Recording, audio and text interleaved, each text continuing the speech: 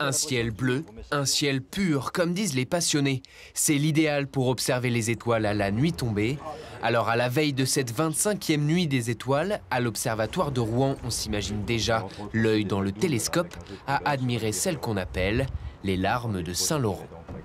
Ce sont les Perséides, des étoiles filantes qu'on nomme ainsi parce qu'elles semblent venir de la constellation de Persée, Cassiopée. C'est une région du ciel qu'on pourra bien montrer.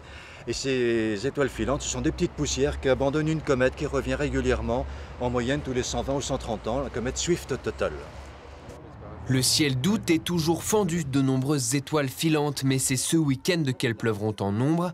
L'occasion de s'émerveiller, bien sûr, mais aussi de remonter le temps.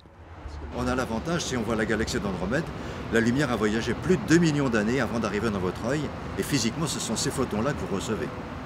Ce qui signifie? Ah ben, ça signifie quand même que la lumière a voyagé pendant 2 millions d'années, c'est-à-dire presque à l'aube de l'humanité. C'est même tout petit peu après Lucie, par exemple. Donc c'est un super voyage. Et voilà. Ah, tout à fait. Un voyage rendu possible grâce aux lunettes et télescopes de l'observatoire. Même si l'environnement urbain, lui, peut perturber la visibilité nocturne. Malheureusement, le ciel nocturne de Rouen est assez peu favorable à l'observation.